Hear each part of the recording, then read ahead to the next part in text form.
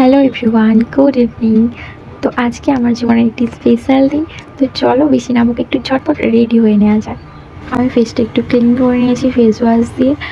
আর এরপর আমি কিন্তু কোনো কিছু অ্যাপ্লাই করব না মুখে, কারণ আমার তো মেকআপ করতে অতটা ভালো লাগে না। আবার যদিও ঘরে থাকবো তো ওই জন্য কিছু আমি মেকআপ করবো। আর মেকআপ বলতে যদিও আমার কাছে শুধু ফাউন্ডেশন, লিপস্টিক আর কাজলটুকুই আছে, আর এগুলোই আমি অ্যাপ্লাই করতে পারি, এর বেশি আর পারি না। তো চলো আমি একটু রেডি হয়ে নিয়েছি। এই ব্লু কালারটা পরলাম কারণ বাবু একটা ব্লু হাইনেক পরে আছে ওই জন্য। তো এটা নতুন নয় একদমই, এটা পুরানো আর অনেকবার পরেছি। আর এই যে আমার চুলটা কিভাবে বাঁধবো সেটাই ভেবে উঠতে পারি না, কারণ আমার চুলটা ভীষণই পাতলা, একেবারে লেজের মতো। দেখতেই পাচ্ছ চুলের অবস্থা।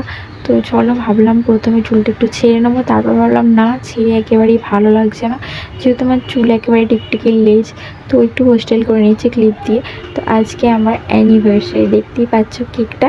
আর আজকে বাবু অফিস থেকে ফেরার সময় একটা কেক নিয়ে এসেছিলো, যেটা দেখে আমি ভীষণ খুশি হয়ে গিয়েছিলাম, কারণ একটাই আমি জীবনের প্রথম কেক কাটছি। তো হ্যাঁ, তোমরা হেসো না কেউ।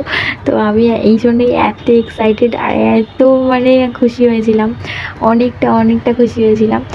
তো আমি প্রথমই কেক কাটছি জীবনে।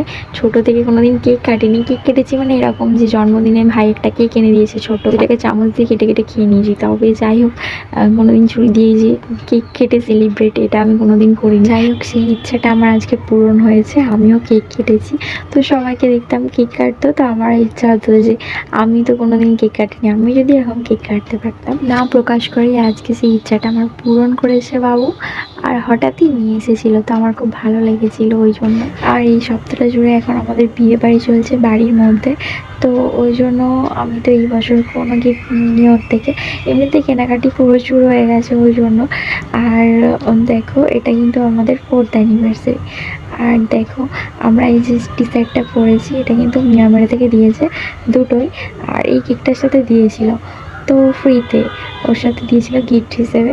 তো ওই জন্য আমরা এই দুটো পরেছিলাম শুধু ফটো তোলার জন্য। তো ওই জন্য তোমাদের সাথে একটা ছোট্ট ভিডিও ক্লিপ শেয়ার করলাম। আর এইরকম ভিডিও আমি প্রথম করলাম। ভালো লেগে থাকলে একটা লাইক করে দিও। চলো টাটা।